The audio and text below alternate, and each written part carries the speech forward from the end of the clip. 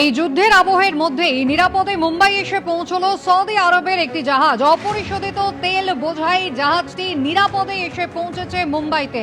Hormuz প্রণালী পেরিয়ে জাহাজটি এসে পৌঁছেছে এবং একেবারেই 1,35,335 মেট্রিক টন অপরিশোধিত বিপুল পরিমাণে তেল নিয়ে জাহাজটি নিরাপদে মুম্বাই এসে পৌঁছলো।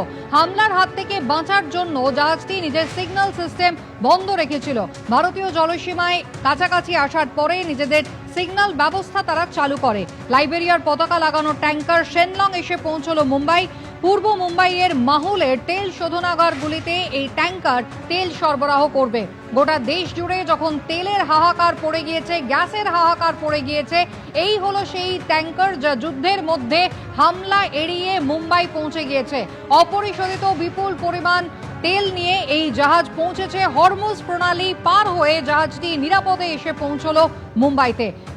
1,35,335 মেট্রিক টন অপরিশোধিত তেল নিয়ে জাহাজটি পৌঁছে গেল এই যুদ্ধের আবহে। হামলার হাত থেকে বাঁচার জন্য জাহাজটি নিজেদের সিগন্যাল সিস্টেম বন্ধ রেখেছিল। ভারতীয় জলসীমার কাছাকাছি আসার পর সেই সিগন্যাল সিস্টেম তারা অন করে। লাইবেরিয়ার পতাকা লাগানো ট্যাঙ্কার শেনলং মুম্বাই এসে পৌঁছলো নিরাপদে।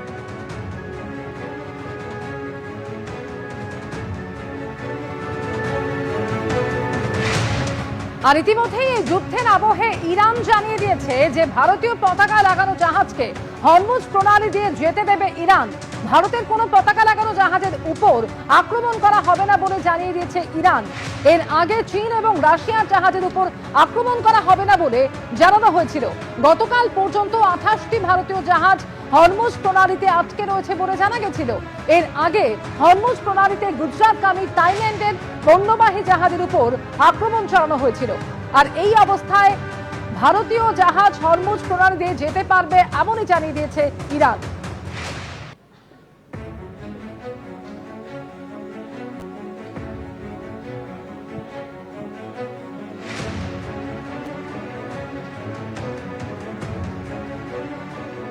অর্থনীতিবিদ শৈবাল কর এই মুহূর্তে আমাদের সঙ্গে রয়েছেন টেলিফোন লাইনে।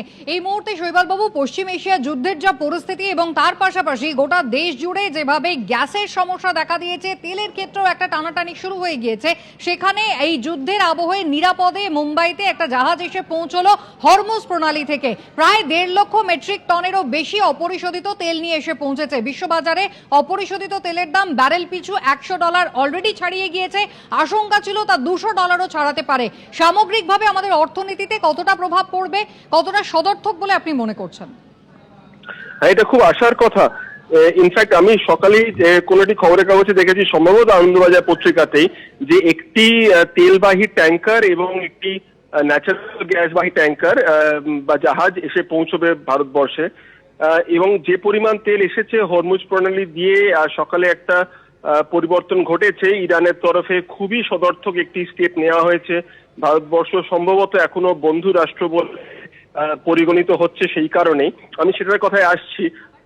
এই যে তেল ঢুকলো, এটা আমার ধারণা এসমার মতো যে পরিস্থিতি সৃষ্টি হয়েছে এবং এসমা জারি করা হয়েছে যে এরকম এমার্জেন্সি পণ্যের ক্ষেত্রে যে ধরনের কড়াকড়ি ম্যানেজমেন্ট, তারপরে ধরুন কালোবাজারি ইত্যাদি রুখতে যা যা করা প্রয়োজন, সেইটা কিন্তু প্রয়োজন কমে যাবে, অর্থাৎ সেটার আবশ্যকতা কমে যাবে। কারণ মানুষের কাছে স্বাভাবিক পদ্ধতিতেই এতদিন যেভাবে তেল আসছিল, ন্যাচারাল গ্যাস আসছিল, সেটা আবার ফেরত পেতে পারি। তবে একটা সম্ভাবনা রয়েছে যে এই স্বস্তি খানিকটা সাময়িক। কারণ হরমুজ প্রণালী দিয়ে তেল এসেছে, খুব ভালো কথা, এবং সরকার সম্ভবত চেষ্টা করছে যে আরো বাকি যে তেলের সংস্থান সেটা অন্য কোনো রাস্তা দিয়ে নিয়ে আসতে। এক্ষেত্রে ইরান যে স্ট্র্যাটেজিগত অবস্থান নিয়েছে ভারতবর্ষের ক্ষেত্রে, তা হলো যে ভারতবর্ষের জাহাজ যদি পতাকা সমেত হরমুজ দিয়ে যাতায়াত করে তাহলে সেক্ষেত্রে কোনো বিপদের সম্ভাবনা নেই। একটা সম্ভাবনা তবু থেকে যায়, আমি সেটা বলার চেষ্টা করছিলাম, যে জলে কিছু জায়গাতে কিন্তু মাইন ছড়ানো আছে বলে খবর।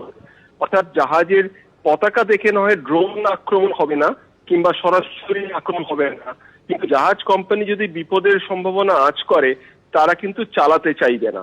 অর্থাৎ যুদ্ধের পরিস্থিতিতে কোন যুদ্ধ জাহাজ কখন কাকে আক্রমণ করে দিচ্ছে তাতে খানিকটা অনিশ্চয়তা থাকে। যেভাবে ইরানের জাহাজকে অকারণে ধ্বংস করা হলো শ্রীলঙ্কার কাছে, এরকম সিচুয়েশন যে অন্য দেশের ক্ষেত্রে, অন্য জাহাজের ক্ষেত্রে হবে না, এটা খুব নিশ্চিত নয়। ফলে এই মুহূর্তে আমাদের কাছে এটা খুব আশার কথা যে তেলবাহী ট্যাঙ্কার ঢুকেছে এবং আশা করব এটা চলতে থাকবে, কিন্তু সম্পূর্ণ নিশ্চিত হওয়া যাচ্ছে না। সেটা কিন্তু একেবারেই যুদ্ধের অবস্থা বুঝে এবং হোপফুলি আগামী 7-10 দিনের মধ্যে যাতে থেমে যায়, সেটা ছাড়া কিন্তু পরিস্থিতি খুব স্বাভাবিক হবে না। মানুষকে একটু কৃত্য সাধন করতে হবে, একটু সতর্ক থাকতে হবে। অনেক ধন্যবাদ। যুদ্ধের 13তম দিনে নিঃসন্দেহে কিছুটা স্বস্তির খবর ভারতের কাছে, তার কারণ ভারতীয় পতাকা লাগানো যে কোনো জাহাজকে হরমুজ প্রণালী দিয়ে যেতে দেবে ইরান, এমনই জানানো হয়েছে ইরানের তরফে। এবং ভারতের কোনো পতাকা লাগানো জাহাজের উপর আক্রমণ করা হবে না বলেও জানানো হয়েছে।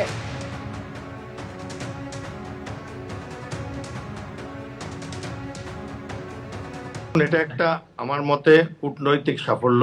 আমাদের এক্সটার্নাল অ্যাফেয়ার্স মিনিস্টার জয়শঙ্কর এবং তার যিনি ওই দিকের ইরানের এক্সটার্নাল অ্যাফেয়ার্স মিনিস্টার বা ফরেন মিনিস্টার বলে আরাকচি, তাদের দুজনের সম্পর্ক এবং ভারতবর্ষের কিছু পদক্ষেপে তারা অ্যালাউ করেছে ভারতবর্ষের দুটো জাহাজ, একটার নাম পুষ্পক আর একটার নাম পরিমল, তারা নাকি কালকে রাত্রিবেলা ওই স্ট্রেট অফ হরমুজ দিয়ে পাস করে আজকে সকালে ওই স্ট্রেটটা পার হয়ে গেছে।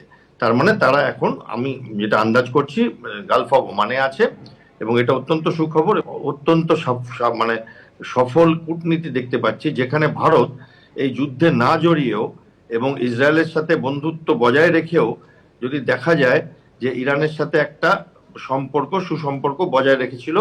কারণ ভারত ইরানের একটি জাহাজ, যুদ্ধ জাহাজ, একটিকে তো ডুবিয়ে দিয়েছে আমেরিকা, টর্পেডো মেরে শ্রীলঙ্কাতে আন্তঃরাষ্ট্রীয় জলে, কিন্তু একটি যুদ্ধ জাহাজ যেটা ভারতের কাছে আছে কোচিনে, ভারত জোর গলায় বলেছে ওই 182 জন নাবিক এবং যুদ্ধ জাহাজটাকে আমরা রাখবো, কারণ এটা মানবিকতার দিক থেকে আমাদের রাখতে বাধ্য।